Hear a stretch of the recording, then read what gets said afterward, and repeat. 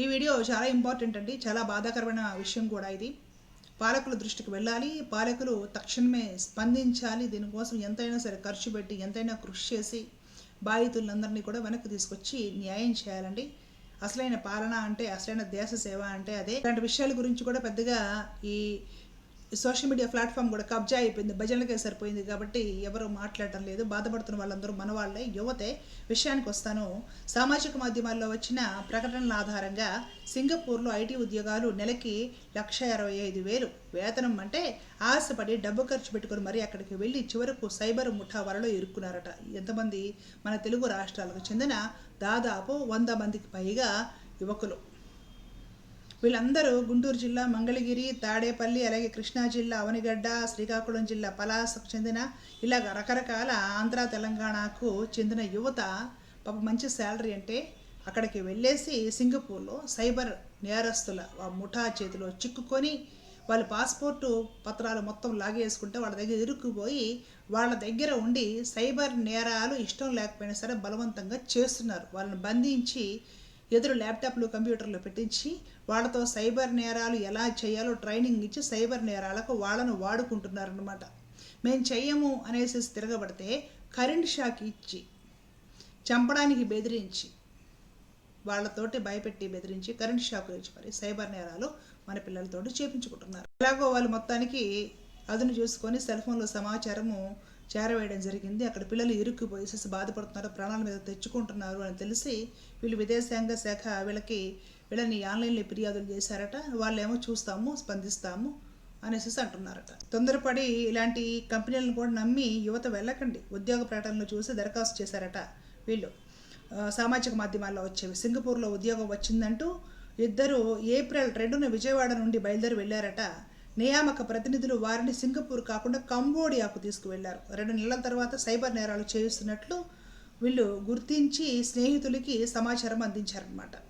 తర్వాత వాళ్ళని కంబోడియా నుండి మయన్మార్కు తరలించారంట. అక్కడ కొండల మధ్య గదుల్లో పెట్టి బలవంతంగా సైబర్ నేరాలు చేపిస్తున్నారని వాపోయారు. చెప్పినట్టు వినకపోతే విద్యుత్ షాక్ ఇవ్వడము, చీకటి గదులు నిర్బంధించడము, తిండి పెట్టకుండా వేధించడం చేస్తున్నట్లు చెప్పారు. అలాగే బాధితుల్లో కొందరు యువతులు కూడా ఉన్నారట. వాళ్ళు లైంగిక దాడులకు గురవుతున్నారట. ఇంకా అలానే వాడుకుంటారు, ఇంకేం చేస్తారు? యువతలు కనపడితే అదే కదా చేసేది. కాబట్టి ఇదంతా కూడా చాలా ఆందోళనకరంగా ఉంది. కొంతమంది 2 గ్రూపులుగా విడిపోయి తప్పించుకున్నారట. మళ్ళీ వాళ్ళలో 18 మందిని పట్టుకున్న సైబర్ ముఠా చిత్రహింసలు పెట్టిందట. ఈ చిత్రహింసలు అనుభవించిన వాళ్ళలో మన వాళ్ళు చాలామంది ఉన్నారన్నమాట. ఇక్కడ నుంచి బయటపడాలంటే ఒక్కొక్కరు 15 లక్షలు చెల్లిస్తే బయటపడతారని కూడా ఆ ముఠా వాళ్ళు డిమాండ్ చేస్తారట. ఇంత భయంకరంగా ఉన్నాయి పరిస్థితులు. అంటే రకరకాల కంపెనీలను నమ్మి, సామాజిక మాధ్యమాల్లో వార్తలను నమ్మి అక్కడ తెలిసిన వారు ఎవ్వరూ లేకుండా దయచేసి యువత విదేశాలకు వెళ్ళకండి. పర్టికులర్గా అక్కడ మీకు తెలిసిన వాళ్ళు ఏ కంపెనీలో జాబో ఏంటి మొత్తం అంత డీటెయిల్స్ వివరాలు ఉన్న తర్వాత మాత్రమే నమ్మి వెళ్ళండి. మన దేశం కాదు. ఒక్కసారి అక్కడికి వెళ్ళిన తర్వాత ఇరుక్కుపోతే రావడం కష్టం. సరే, మన అధికారులు మంత్రులు తలుచుకుంటే ఎంతసేపు? వీళ్ళేమో ఈ పెద్ద విషయాలు కాదు, వాళ్ళకి పట్టించుకోరు. మరి ధనవంతులు వీళ్ళ కుటుంబాల్లో వీళ్ళు పర్సులు, చెప్పులు కొనుక్కోవడానికి షాపింగ్కి కూడా ప్యారిస్కి, విదేశాలకు వెళ్ళేసి హాయిగా తిరిగి వస్తారు. వాళ్ళంత సంపన్నులు, మంచిది. మరి పాపం వీళ్ళు పొట్ట గడుపుకోవడానికి, పొట్టకూడి కోసం 1,25,000 జీతం ఇస్తారు. ఇక్కడ అది కూడా లేదు కదా. నిరుద్యోగ సమస్య ఎక్కువైపోయింది కదా. మరి భారతదేశంలో ఉద్యోగాలు ఎక్కడ ఉన్నాయి? కాబట్టి వాళ్ళు ఏదో అక్కడికి వెళ్ళారు పొట్ట చేత పట్టుకొని, ఇరుక్కుపోయారు. తల్లిదండ్రులు కానీ బిడ్డలు కాదా?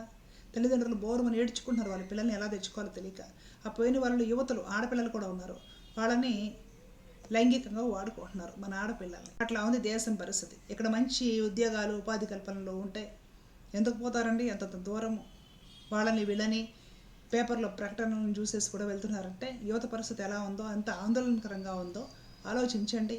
విదేశాంగ అధికారులు అయితే ఏమిటి, మంత్రులు అయితే ఏమిటి, ముందు అర్జెంటుగా డబ్బు కట్టాల్సింటే కట్టైనా సరే వాళ్ళకి టికెట్లు అవన్నీ ఏర్పాటు చేసి ఆ దేశం వాడితో మాట్లాడి మన పిల్లల్ని ఇమీడియట్గా స్వస్థలానికి తీసుకొని రావాలి. ప్రభుత్వము అంటే, పాలకులు అంటే చేయాల్సింది ముందు ఇవి. ఈ మతాలు ఇవన్నీ తర్వాత. మతాలు ఎక్కడికి పోవు. మతాలు ఉంటాయి, దేవుళ్ళు ఉంటారు, వాళ్ళకి ఇబ్బంది ఏం లేదు, అందరూ బాగానే ఉంటారు.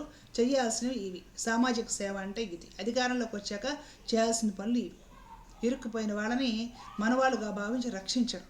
మరి ఎంతవరకు చేస్తారో చూడాలి. అందరూ కూడా భగవంతుడిని ప్రార్థించండి. అక్కడ ఇరుక్కుపోయిన వాళ్ళందరూ కూడా ముఠా చేతులు, సైబర్ నేరగాళ్ళ చేతులు ఇరుక్కుపోయిన మన పిల్లలు, తెలుగు వాళ్ళు క్షేమంగా తిరిగి స్వస్థలాలకు వచ్చేయాలి, ఆడపిల్లలతో సహా. అధికారులు, పాలకులు బాధ్యత తీసుకోవాలి, వాళ్ళని రక్షించాలి. వాళ్ళ వరకు దయచేసి ఈ వీడియో కాస్త చేరవేసే ప్రయత్నం చేయండి. అసలు ఇలాంటి పనికొచ్చే వీడియోస్ చేస్తే బాగుంటుంది సమాజానికి.